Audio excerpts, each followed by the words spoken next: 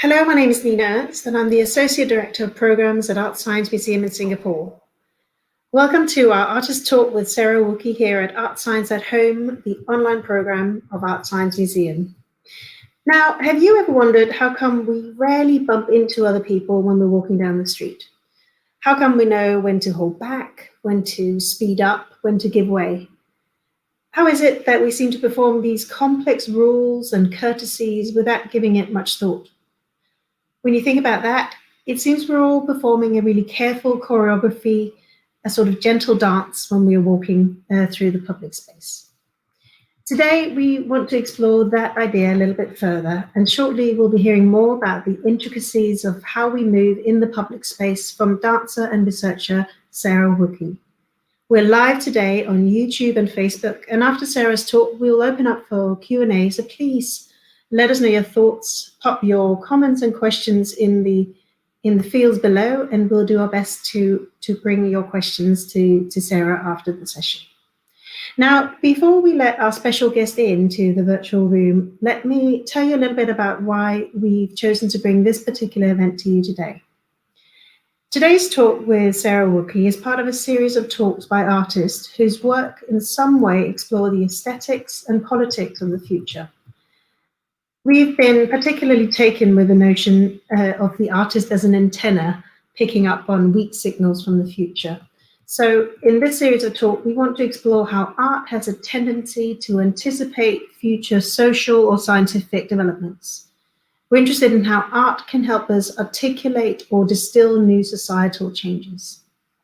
And today I'm delighted that we get to explore with Sara what we can learn from artists who use their bodies in art, how dancers and choreographers and movement artists are perhaps receptors for signals of change and able to sense new ideas or situations and bring them to the surface through their work. So let me introduce Sara Wookey to you. Welcome, Sara. Thank you for being here. Thank you. Sara is trained as a dancer and a choreographer in the US before she moved to London in England, where from she's joining us today. As an international dance artist and research associate at the Centre for Dance Research and Tate Modern, her work is very particularly focused on dance in the museum. Her work has been in collaboration with, amongst others, the Hammer Museum, Red Cat, New Museum, and the Barbican, and is now part of the permanent collection at the Van Abbe Museum in the Netherlands. Sara is also the director of Wookey Works, an organization offering creative services in collaboration with cultural organizations, educational institutions, and government agencies. The mission with Wookey Works is to promote dance as a valuable art form and to explore how dance can contribute to the cultural landscape of our society. So all the Yvonne Rainer fans out there will be excited to hear that Sara, since 2010, has worked as a certified trainer or transmitter of Rainer's seminal work, Trio A, from 1966. In fact, she's one of only 7 dance artists certified to do this work. And I also want to just acknowledge that Sara has a significant collaboration with US-based designer and architect Rennie Tang, looking at movement in the urban landscape. So I guess some of the issues that we'll be looking at today are rooted in the specific collaborative body of research that Sara has built with Rennie. But with those formalities out of the way, I'm delighted to hand over to you, Sara. Please take it away. Okay, thank you so much, Nina. Really a pleasure to be here. I'm just going to start my slides. But no, thank you so much. It's been a pleasure, Nina, having conversations with you over the last, I think, year and a half, maybe even 2 years. And just, yeah, really great questions in deepening my practice and helping me kind of understand how my practice is applicable in these times. And thank you also to the team at Art Science Museum Singapore for making this possible. I'm going to set my timer. I'm going to speak for about 30 minutes. I'm just going to set that and off we go. So I'm going to speak for, as I said, 30 minutes. I'm going to talk a little bit about influences in my practice, share a few projects with you, and then talk about sort of how my practice is in relation to this kind of current moment that we're in, and in particular to this idea of spatial distancing.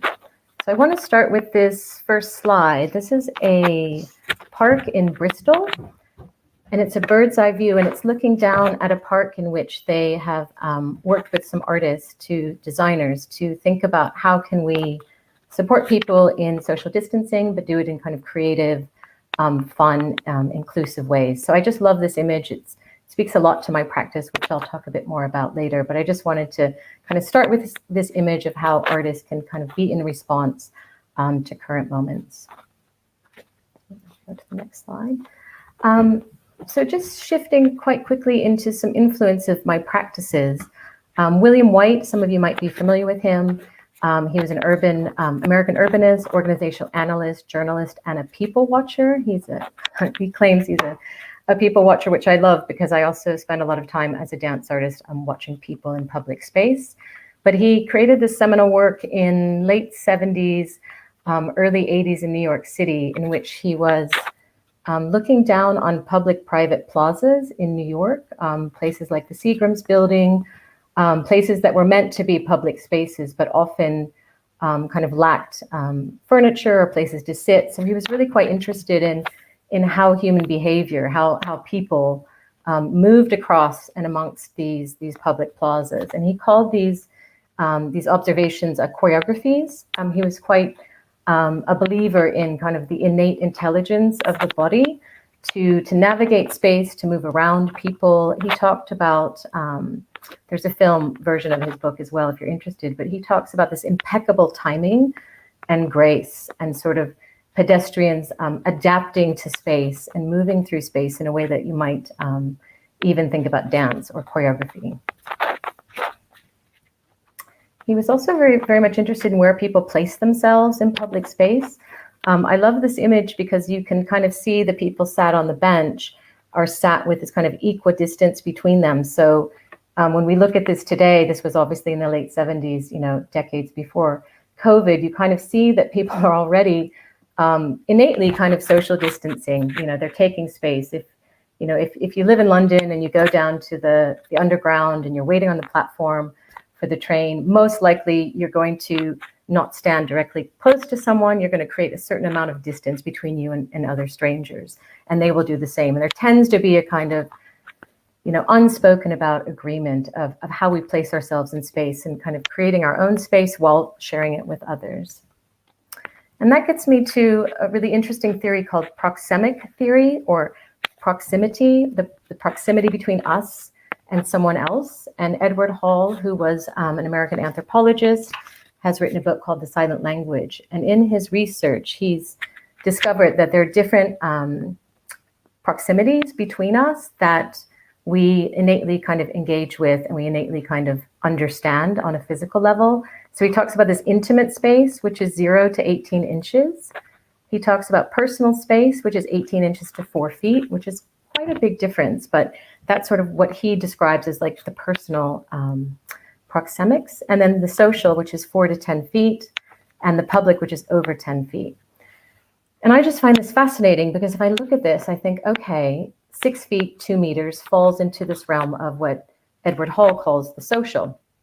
And so we're calling this social distancing, at least here in the UK and many other countries. I think in Singapore, you call it circuit breaker, which I'd be interested to talk about that later. But my question is, why are we calling this social distancing? Because actually 6 feet falls within this kind of innate natural way of being with someone else in a social situation. 2 meters, 6 feet feels kind of okay. But I think what at least I'm starting to experience is the personal and the intimate space is where I'm really starting to miss that contact, hugging loved ones, being close with friends, that kind of like intimacy and personal space that we have with those that we're close to. And so perhaps we should call this intimate personal distancing.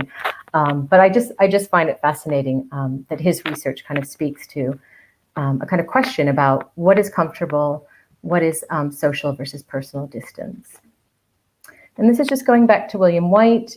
As he was looking down on these plazas in New York City, he was actually mounting cameras on top of skyscrapers to kind of get this bird's eye view. But then he was mapping where people sat. So this is an example of kind of the tracking of people sitting in a public plaza. And again, you start to see in this graphic image, from his perspective, from looking, from above, you see this equidistancing between people kind of peripheral sitting. No one sat, directly in the middle. There's kind of this, again, kind of adapting or responding to built space, to the built environment that human beings will do. And there's patterns that start to emerge when we start to look at that.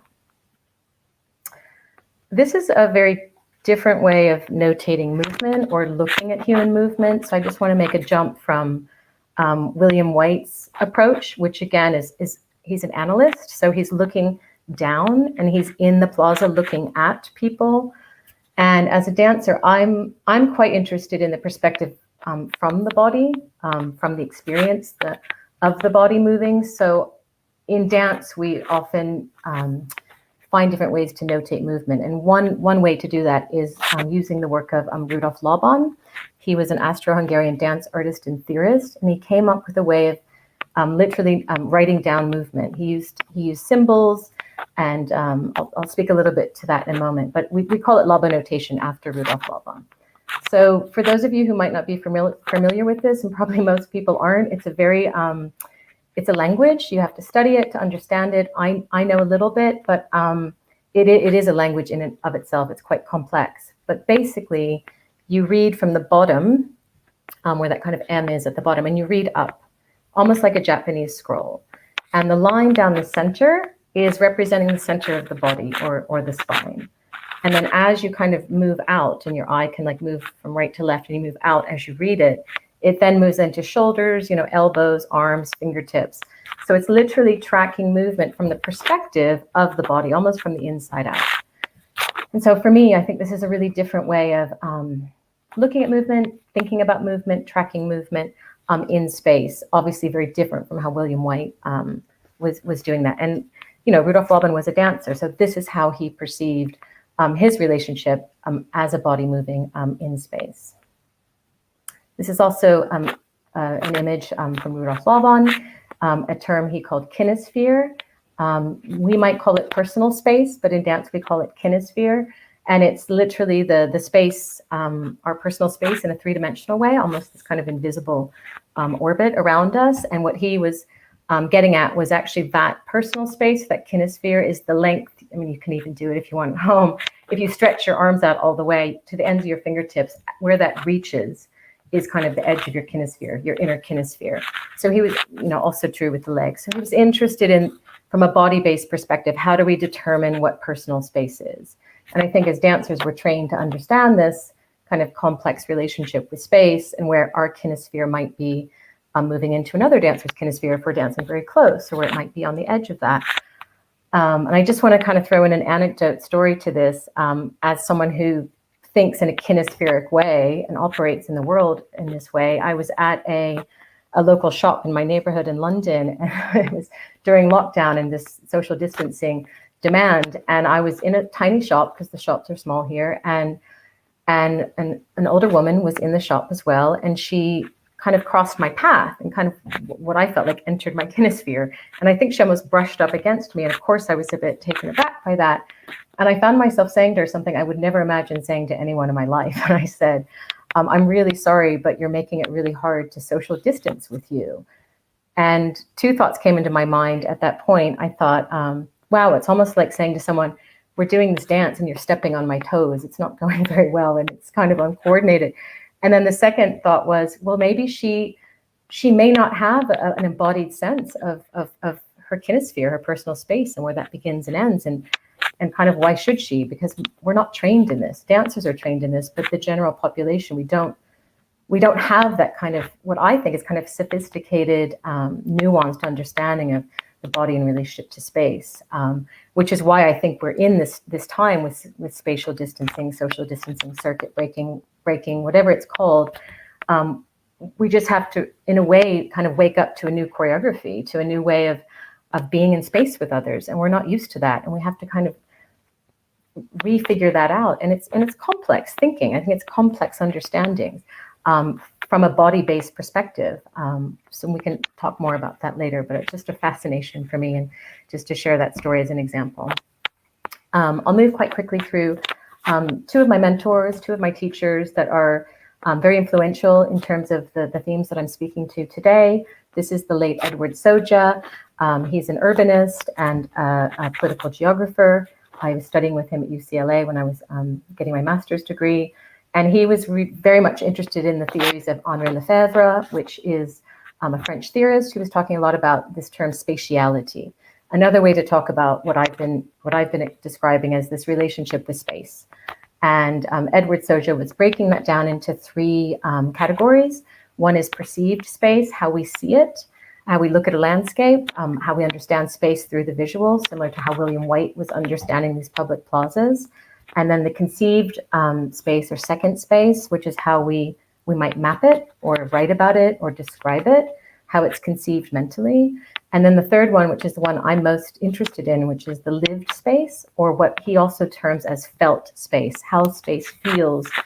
So for example, if you walk into a large cathedral with a very high ceiling and special light falling in, you might have a certain physical sensation or even emotion around that, or it might feel a certain way. And then if you walk into a really bright, loud supermarket that's cold and uncomfortable, you'll probably have a very different sensation. But he's encouraging us to think about the combination of how these all relate. And I'm particularly focused today on kind of this lived space or this felt space. Nina had mentioned earlier in the introduction the work of Yvonne Rainer, choreographer, filmmaker, political activist, who's still making work today. She's based in New York, and I've worked with her for the last 7-8 years as a dancer in her work, but also as a transmitter, someone who passes on her archival works and teaches them to others, so kind of upholds the legacy of some of her work, of her repertoire work.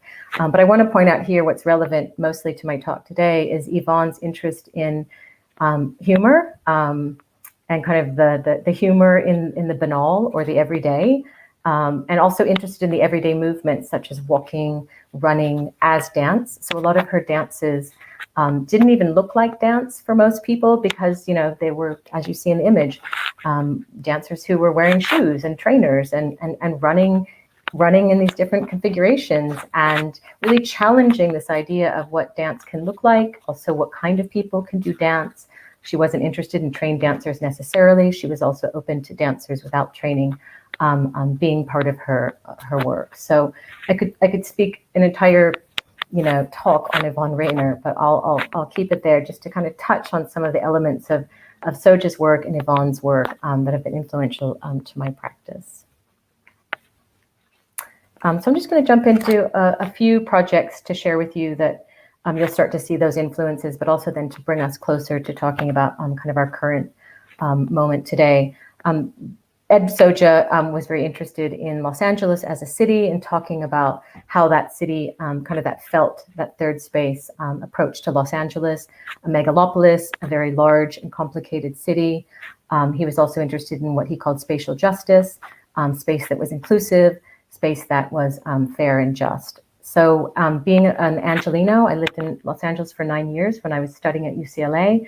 I became very interested as a dancer again in the kind of felt experience of the city. I wanted to get out and walk in it, literally put my feet on the ground. Being in a car, I felt wasn't a way to experience a city. It was mediated through the lens of the windshield. The city was moving past me at such a fast speed. I wanted to get into a kind of a bodily rhythm with the city. So I spent quite a lot of time engaging in walking in the city, even long walks, 8-hour walks down from one end of the street to another, because there are these long boulevards. I was also interested in creating projects and structures for inviting others to walk with me.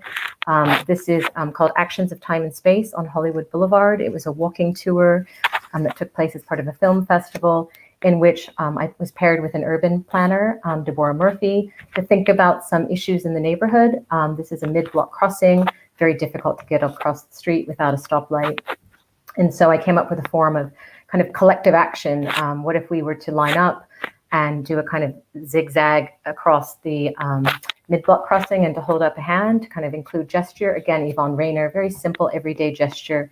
Could be a hello, could be a stop, could be I'm here, I see you. And obviously there's an interest in kind of like creating a safe environment, but for me there's also this element of the social or sociality, being with others, having an experience together, having fun, and this kind of performance element. And I always like to joke that this looks like the cover of the Beatles album. So I'll move on to the next.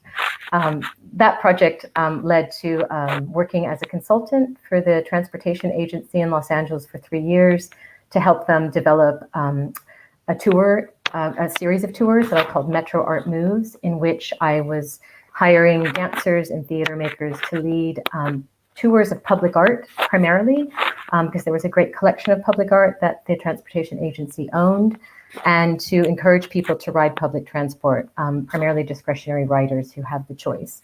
But one of my main aims for this project, interestingly enough, in thinking about proxemics and proximity between people, Los Angeles is such a large city, a lot of times people aren't in close contact. You can operate mainly getting around by car. You're not very often in crowds. If you don't take public transport, you're not often among strangers in closed environments.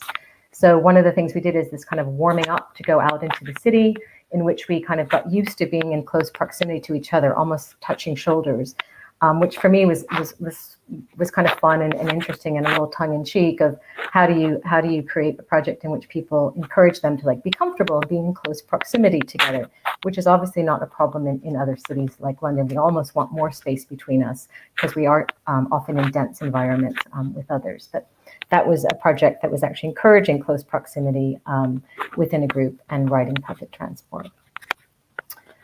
And then I'll share going into the museum, kind of stepping away from the city-based projects into cultural institutions. This is the Hammer Museum in Los Angeles, in which the museum was interested in projects that helped people to navigate and orient, excuse me, themselves in the space. Because the museum was not built to be a museum. It was kind of an add-on from a corporate building. And so it was a challenge architecturally, physically, to kind of even find where you buy a ticket, where the exhibitions were. The lobby in which you see here, again, like William White's public plazas that we saw, were kind of empty of furniture to accommodate people to sit or to be comfortable. So I led a series of workshops, of events with my collaborator that Nina mentioned, Rennie Tang, who's a landscape architect and designer. And we were really helping and encouraging people to experience, again, from this body-based perspective, how they might orient themselves in the museum, but also to the city outside, using different structures and play, signage, to think about ways to embody the space of the museum, and to also be in relationship not only to the museum space but to other people. And so here's just a simple exercise of pre-made signs, but also signs that some of the participants made, in which it encouraged different forms of behavior. And also there's something somewhat political in this, or maybe some agency of the body commenting or challenging kind of codes of behavior of the museum. I'm just going to check my time as I'm going. To kind of see what else can the museum be? What other kinds of experiences can we have there as a civic public space?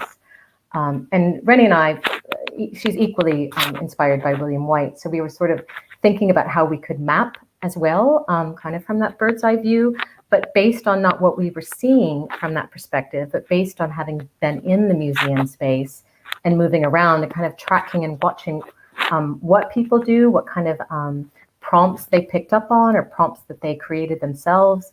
And then we created this map of one of the circuits of the top floor of the Hammer Museum, where these signs were being laid and kind of these movements were being engaged. And we gave this back to the museum as a way to kind of encourage them to think about what might be possible in terms of offering people a place to slow down, or to sit, or to lean, or to pause. And actually, it's interesting, if you go back to the Hammer Museum now, because of projects like this and many other artists that they brought in to help them think through their space, the lobby now has like really beautiful furniture, really comfortable. The ticket counter has come down onto the ground floor. It's really easy to find. So this whole idea of orientation and navigation in space, at least from our perspective in our project, from a body-based experience, I think has fed back to the museum and has encouraged them to create different kinds of spaces and build different kinds of spaces and and have different things on offer that might be the end of the workshop, where we all came down into the lobby, and we just thought, let's just sit on the floor because there's nowhere to sit.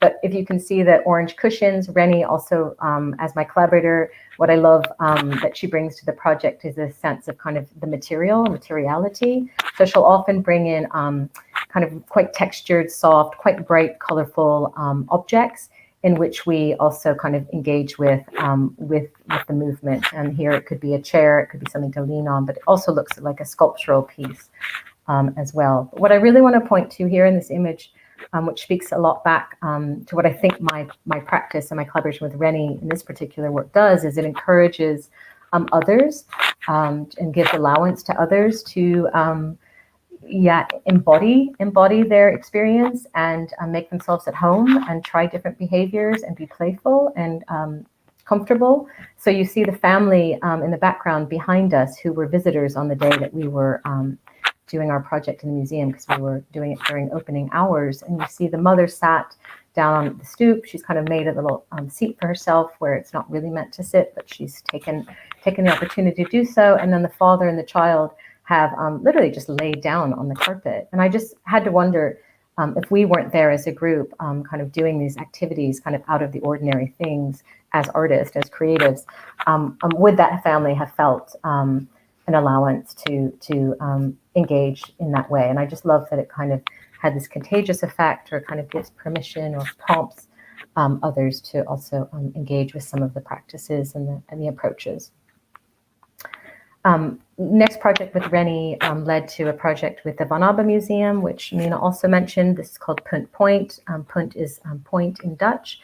And the Van Abbe Museum commissioned me to do a project. I immediately wanted to work with Rennie and invited her to join me.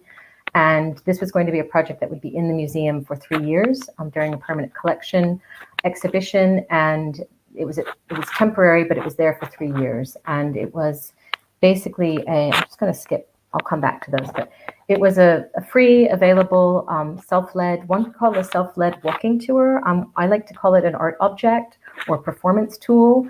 It's a wearable, so you go into the museum, pick this up, and you wear it as a bag across your shoulder, and in the bag are some objects. So you have a notebook, there's a guide, and there's a cushion, and there's a pencil. And the guide, inside the guide are a series of images of what we called repositionings, or repositionings of the body. We were in the museum for several weeks in a residency, kind of observing, again, very much like William White, looking at behavior, how people stand, how they use their hands, how they might sit. But then we started to think about stretching those everyday behaviors towards something more performance-like, or dance-like, or outside the norm. And so we started to think about, well, what about leaning? What about laying down? What about performing a headstand, which is sort of the ultimate flip of standing on 2 feet. And I was grateful to work with a museum like the Van Abbe that was very innovative, very risk-taking, very playful. And so we were really encouraged to kind of take risk and think outside the box and go for some of these ideas. So here you see just a man taking opportunity to sit on the cushion, contemplate, have a different perspective of his experience of the space, leaning, laying down. There are also points throughout the museum in which were designated where these repositions could take place. So there was a kind of pairing of certain particular spots in the museum and particular repositions. So there was a kind of coordinated effort there. And in the notebook, we also invited participants to put their own ideas in, like where you might do other positions, and some thoughts on that.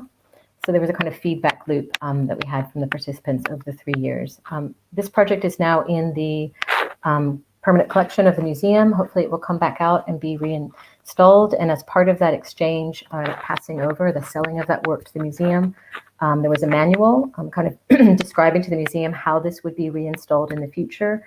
And it became really important for me to think about kind of sociality, relational part of my practice, dialogue, collaboration. So one of the things I've asked the museum to do is when they reinstall the work, when they're determining where the points in the museum should be laid for these different positions, to bring in the expertise of 3 particular people. So a curator of whatever show they want to install it alongside, a guard. This is Mohammed, someone I got to know quite well during the residency, who knows the space in and out, has particular expertise as well about observing human behavior of spaces of the museum that could be engaged, and then a dance artist from the local dance school. So thinking about kind of not only expertise of the dancer in terms of observing human behavior of space, of body and movement, but the curator and the guard, and to have them collaboratively kind of decide where these points should be laid in the museum. So I'm going to go now to a video of a project called Remake. I'm hoping that will be playing. That will just give you some example of dance artist at work. Like just stand on 2 feet. What does the room feel like?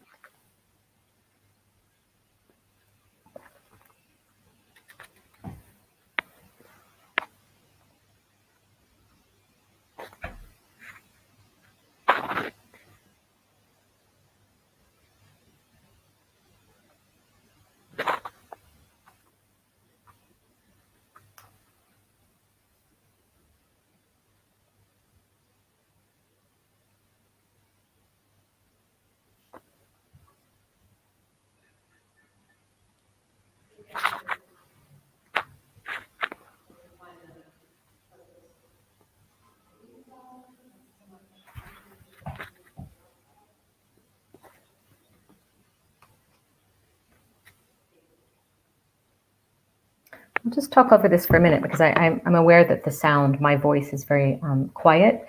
That was purposeful. This was meant to be an installation. It was an installation in a museum in the north of England, the Windermere Jetty. And so if you're in the room with the installation, it was amplified and you could hear it. But basically what you're hearing snippets of is my voice giving directives to the dancers. This is an improvisation. So I'm just saying simple things like feel the room, follow your instinct. So I'm just kind of prompting in the way that we often do in dance of just how to kind of begin to move and think about a kind of play with the space from the perspective of kind of how it feels, the textures, the feet on the ground. And so what you're seeing is something that's happening in the moment and decisions are being made in the moment.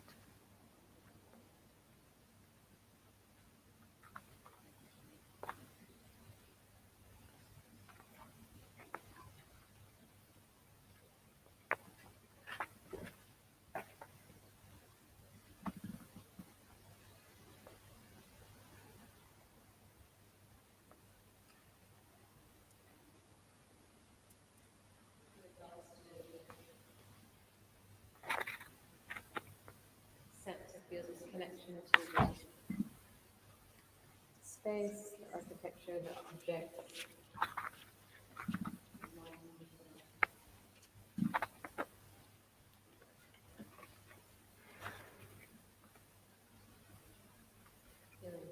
Connections to the structures, the embodiment structures of the space.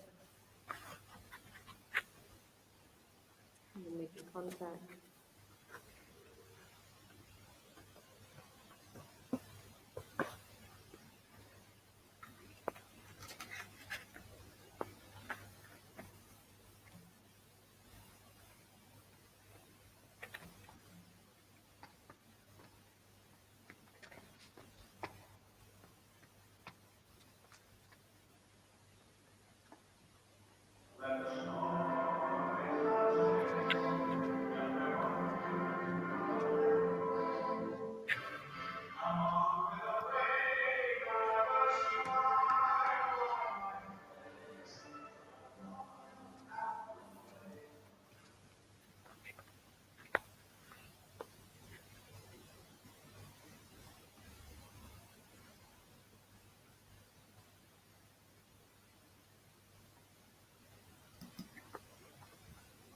Okay.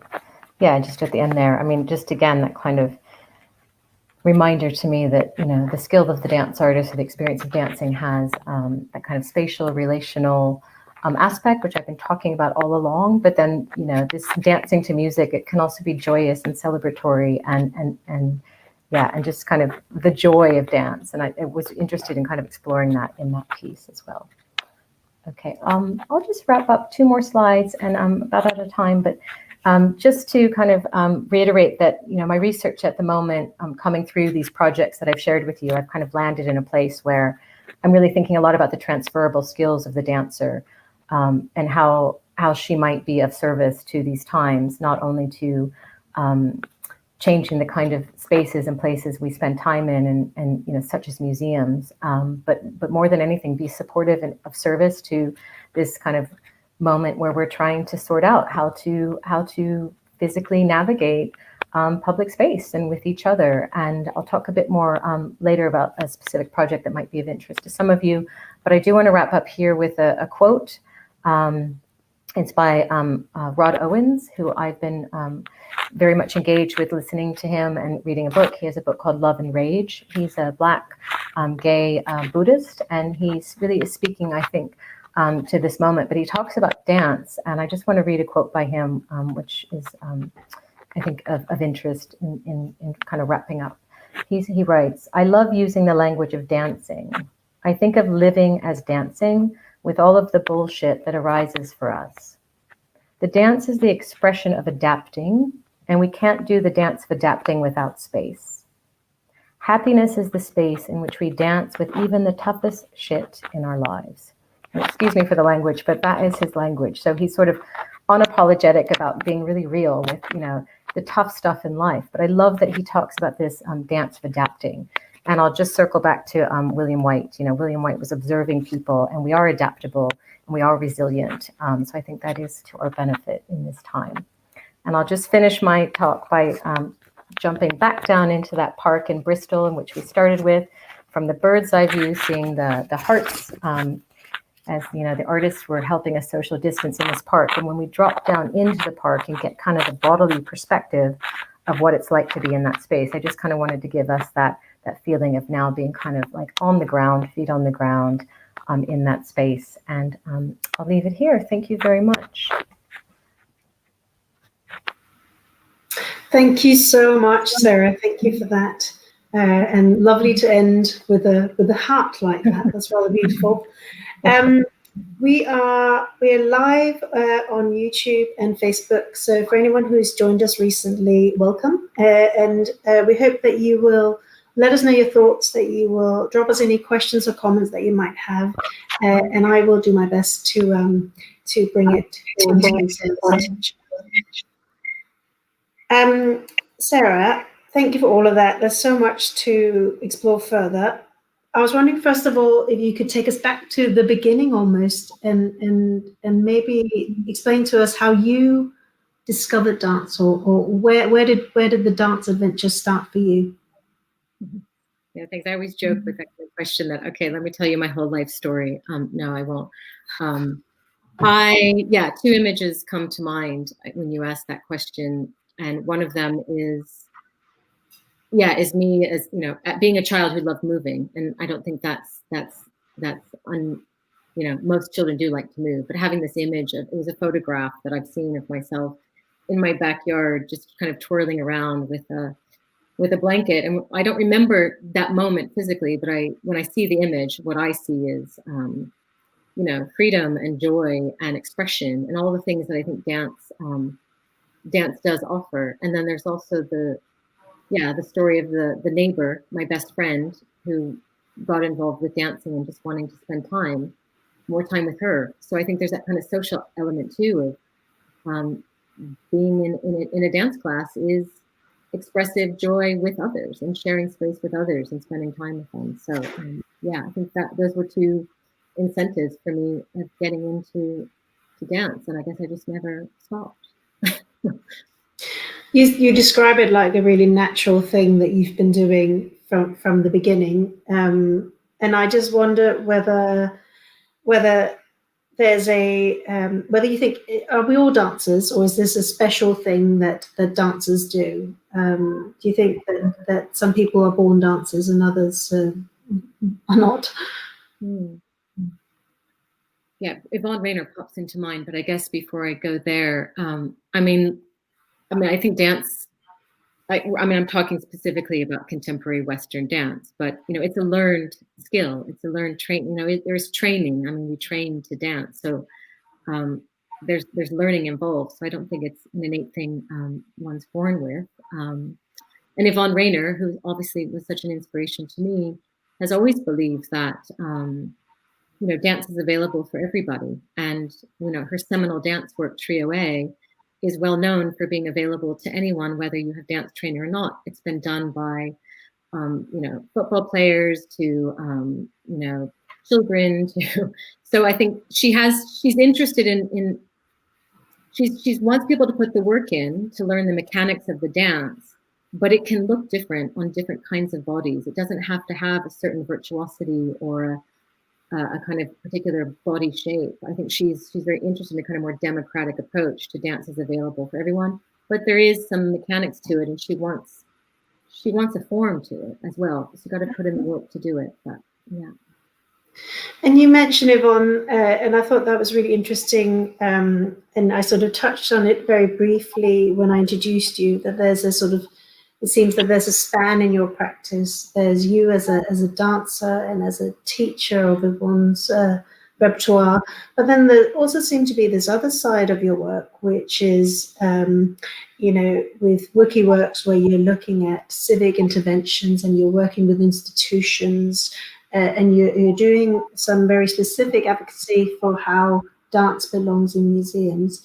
I was wondering whether you want to explain those two, what looks like two sides of your practice. Do you see them as different? Yeah, and I'll go back quickly to the Los Angeles work. I think because dance is always working with the elements of body, time, and space. That could be a theater, but that could also be a museum. That could also be a city sidewalk. So I think for me in my practice, the venue or the kind of the place in which I'm working and responding to can change. It doesn't have to be a theater, even though we often think of dance taking place in the theater. But I'll also say, again, not to kind of confuse the work of Yvonne Rainer as a dance artist who makes dances with a kind of intervention into a museum. Again, it's this reminder that, Yvonne's work was very interventionist. It was very activist. It was very political. Some people might not know there was a work called M Walk that that's one of her works that she did in New York City with dancers literally doing this protest walk.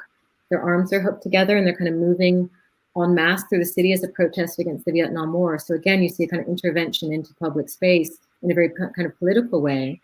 Whereas my work is, like Yvonne, in a way, using the body and movement and choreographic approaches to maybe make an intervention into the museum to call out there's certain codes of behavior in that space that might be challenged or might be questioned. But I'm kind of also interested in the very poetic and the very playful as tools for using. It doesn't necessarily have to be loud and aggressive. It can also have that kind of poetic agency as an intervention, but definitely coming from the perspective of a dancer and using the body and movement as the medium to do that with. And when you describe these interventions, it almost sounds like, you also use the word yourself, you call it, civic-minded artworks, that there's a sort of domino effect to the work itself, that it can propel change somehow, that it can have an impact on society. Is that part of the intention of the work? I would hope so. I would hope that change is possible. I don't have it right in front of me, but I had a quote by Tim Ingold, and Tim Ingold is basically saying, places are built and constructed for us to occupy, but through our movements, we can be part of changing what those are and what those become. Very specifically with the museum, I don't necessarily find that cultural institutions are the most enjoyable places to visit. In some ways, they can be quite closed and quite cold and kind of hard surfaced. But I think there are ways to kind of work with that and respond to that and play with that and be provocative around that, that might, like the Hammer Museum, might start to influence the kind of built environment or accommodating human beings, and that there is possibility for change. But I think it can be done through creative, sustainable, inclusive projects that start to inform what kind of world do we want to live in. And I think we're feeling that right now very much, of questioning what kind of world do we want to go back to out of this. Absolutely. I mean, 2020 is absolutely the year of change, isn't it, for all of us? I mean, I think we're really interested, as I mentioned, as part of this series, to talk about the role of artists, or what we can learn from artists in terms of navigating new circumstances brought on by COVID-19. And I'm just so aware of here in Singapore, for instance, we check into every shop, to every cafe or museum or library at the moment, and we of course wear masks in public space. We use sanitizers all the time. We become very aware of the distance between our bodies and other people's bodies. There's sort of markers on the floor to remind us of that distance between our bodies. And so a lot of the beautiful examples you shared and those diagrams feel very, this is the new reality for us. It feels really relevant to now. I'm guessing it's the same in London too. So I'm just wondering how you think, our relationship to our bodies have changed during the pandemic. Yeah. In some way, I on a positive note, I can start to think, oh, wow, everyone's now thinking like a dancer.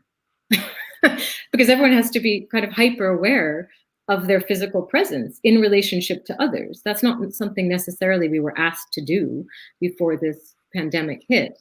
I always like to say, I could be standing in line at the grocery store thinking about my spine and my feet on the floor and my posture. And I'm wondering, what is everyone else thinking about? So, dancers innately think about, how is my body in this space? How am I feeling? What's my relationship to others? So I think it has kind of brought an awareness, probably a hyper awareness of our presence in relation to others and to the space. And I think we were talking earlier, maybe it's not so much our movements have changed, but definitely the space between us has changed, and navigating that, and also the way we greet each other or say goodbye to each other. Because I don't know if handshaking will ever come back. I'm hoping hugging will. But we have to sort of rethink how we greet and say goodbye, and how we move around each other. But we're still doing the same movements, but just in a different way, I suppose. Yeah. I wanna take a couple of questions from the floor, if you will humor me here. The first question is from Susan Sentler, and she's asking whether there is a need to allow for greater agency of the body within the gallery and museum spaces.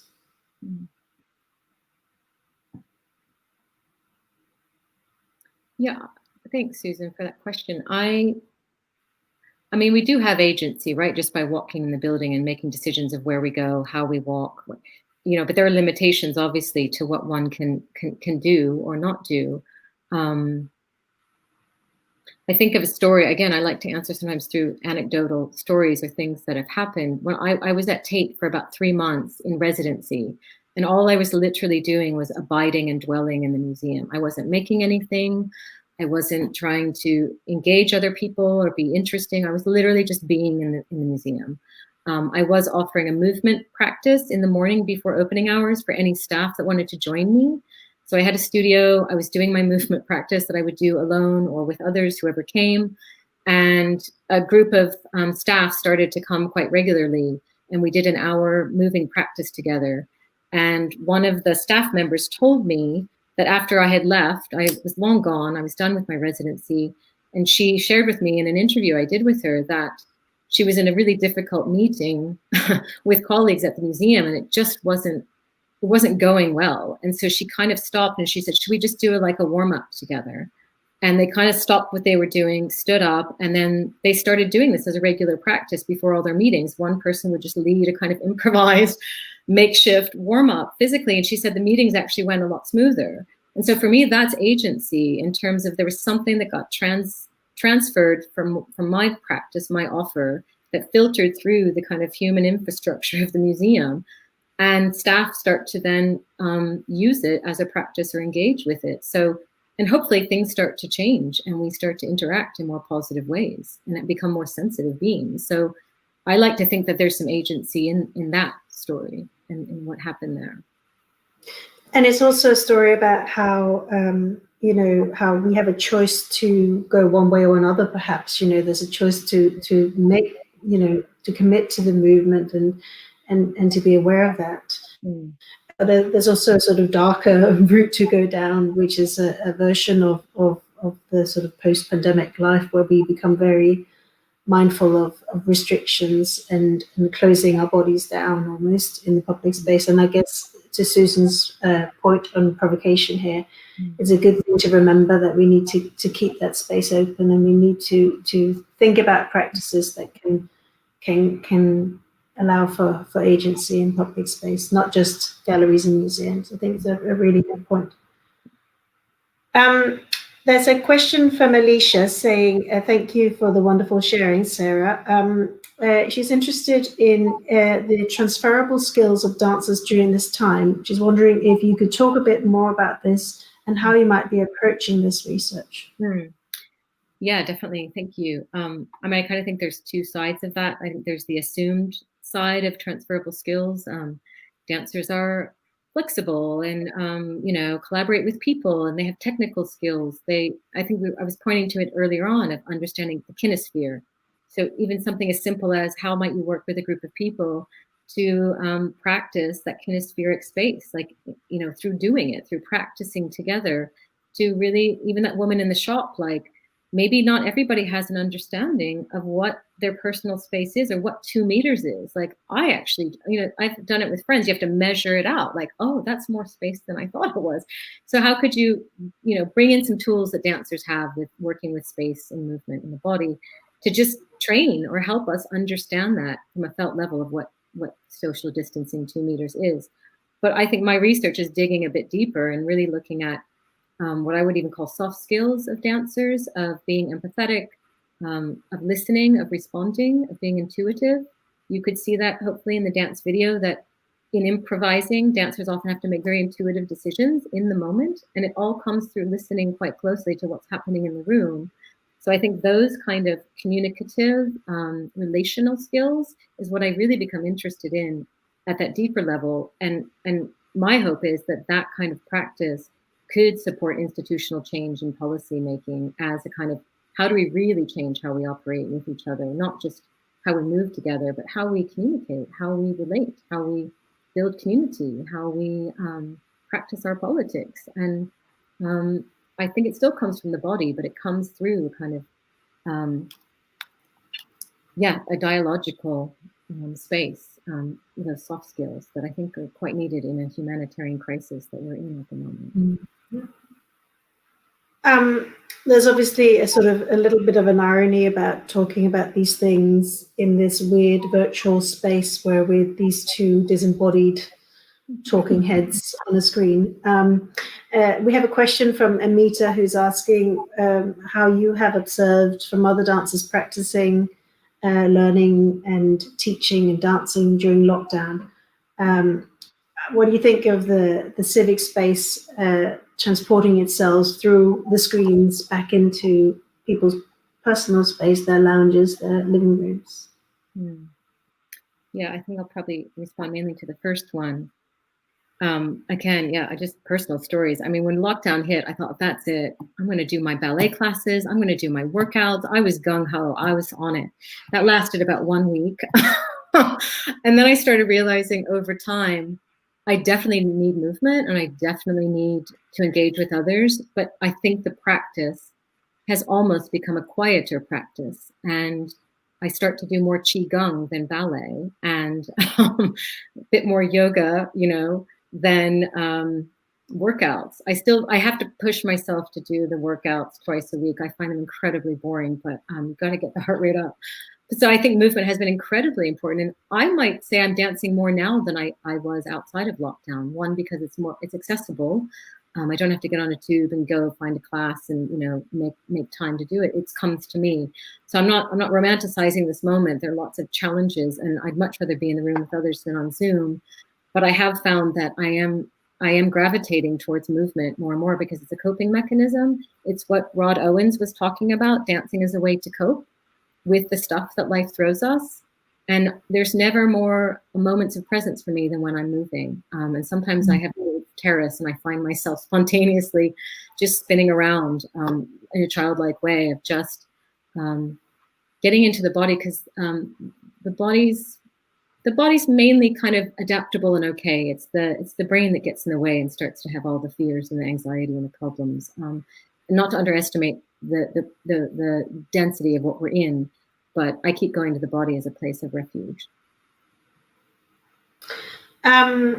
There's a related question, and I'll leave it to you if you feel you can expand on it. It's from Sin, who's asking whether you can describe the choreography of your everyday movements in the current moment. How do you find yourself using your body and arranging yourself in the public space with social distancing? Oh, I'm as awkward as everybody else in the public space, for sure. Just don't get me wrong, just because you're a dancer doesn't mean you do this gracefully. It's awkward out there, right? Navigating the space. Can you repeat the first part of the question, the choreography? Yeah, how you might describe the choreography of your everyday movements in the current moment? Yeah, again, I think of Yvonne Rainer. It's such a great moment for Yvonne Rainer, because Yvonne Rainer was an advocate, early on, that everyday movement is dance. So if you get a chance, you should look up, it's in the New York Times, DIY Dance at Home. And Yvonne Rainer has shared some of her choreography prompts. It's a dance, a part of a piece called Diagonal, in which she just pulled a prompt. And the prompt is to kind of, it's basically you walk through your house, you're just, and it's called passing and jostling, and you pass by objects, you pass by other people, and you can stop at any point, and someone has to jostle you, if you live with someone, and then you can move again. So it's kind of this choreography of just your domestic space where you're walking and stopping and relating to objects and others, and it's completely absurd. But you do actually feel, if you do it, that you're actually kind of doing a dance or a choreography, even though you're doing the same everyday movements you're in your home, but I guess it's a shift of perspective. Martha Rosler, there are artists historically that have taken everyday movements in domestic spaces and put a frame around it as, performance. And yeah, I guess there's different ways to think about that. It's not that I wake up every day and think I'm going to do my dance and my, I'm dancing or I'm not dancing, but I think we can start to think about, as William White would, everyday movements and human behavior is a form of choreography. Yeah. Thank you. I'll leave it there. And that's a little bit of homework for everyone now, to go and do some DIY movements at home. I think I'd love to be a fly on the wall and see all of this. So all of this is clearly, rich terrain for someone with your preoccupation, Sarah. Can you lift the curtain a little bit and tell us what you're working on next? Where is this taking you? Yeah, I'm at a really exciting place of just kind of ending a major research project on dance as a relational practice, dance as a form of relation, in particular in the museum. And I really am interested in kind of implementing that. So I'm currently working on a project. I'm just putting it out there. If there are people interested in this or potential partners, I'd be happy to speak with you. But working hopefully with some museums here in the UK, but I'm open to other kinds of public spaces of just pairing dance artists, for example, with maybe front of house staff in the museum, or even in a commercial kind of business, you could even pair dancers with people who work and operate in those spaces, and just think about how there could be a potential kind of skill sharing or exchange where these transferable skills of the dancer could be brought into these spaces and paired with people who also have different expertises around public space, and and be supportive and create services, whether it's programs or events or workshops or online discussions around these transferable skills that dancers have that could be of use and of service to this time. So there's that kind of research into implementation that I'm interested to do. And I'll just speak for Rennie and I too. We're working on a new project and looking for opportunities to do a kind of a next phase off the point project that we did at the Von Alva, but very much thinking about how materiality and movement might support social distancing in playful, creative ways. So Rennie and I are definitely interested in opportunities to take our next project forward. So. Wow, we want to hear more about that. Look forward to seeing how that all comes through. So thank you so much, Sarah, and thank you to everyone who tuned in today on Facebook or on YouTube. Hope you've enjoyed it. Do leave some notes for us, and also do come back, explore Art Science at Home for other programs. There's Art Science Late at Home coming up this Thursday, so do join us if you can. Thank you very much, everyone. Thank you.